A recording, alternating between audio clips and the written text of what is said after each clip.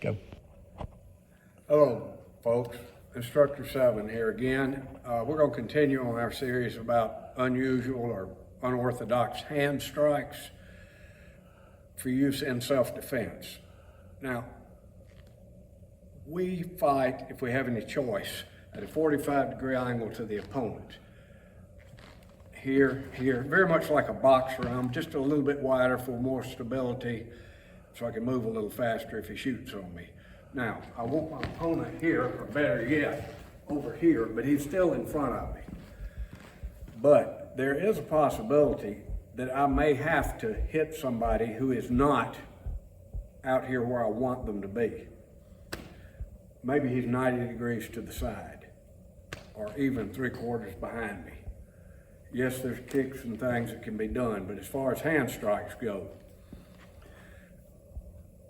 some of the original Asian martial arts, now I'm talking about thousands and thousands of people over hundreds of years doing different things, but the word martial means fighting arts. It came from military use.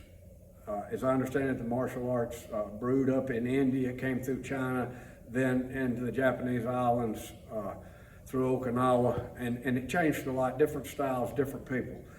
But many times in battle, soldiers would basically be peasants and issued a spear or just a long sharpened stick,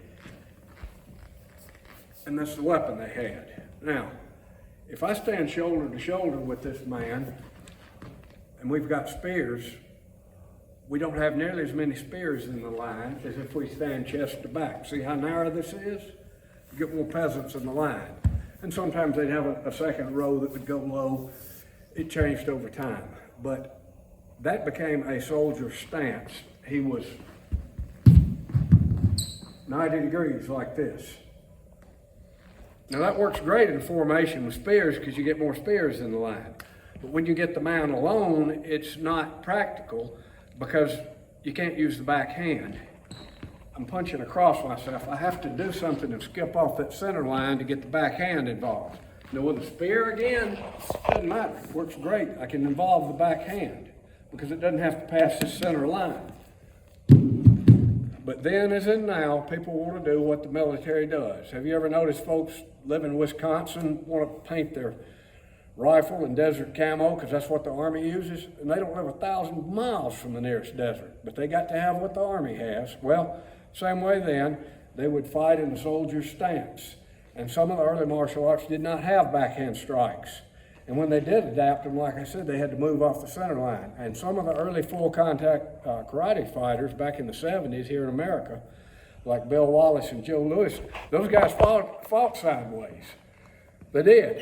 Well, they did have front hand strikes. They would use what we would call a jab. And it looked like this. Now notice I've got that wrist bent at first.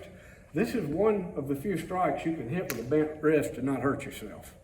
Yes, I want it out here on impact, but if you have to go close, you can. If you bend your wrist other ways, it can hurt you. But why would I do that? Well, I'm standing here minding my own business. Here comes trouble. Bang. Straight off to the side, bam. It takes more time for me to turn and get ready to fight the way I want to. If I suddenly do this now, I've bought myself some time, right? Now, here's another possibility. I don't know about you, but I'm not extremely flexible. But if you'll take your arms and stretch all the way back, and look at my hands. Notice they want to roll over, palm up. I don't bend very well like that. I can go further back with my palms up.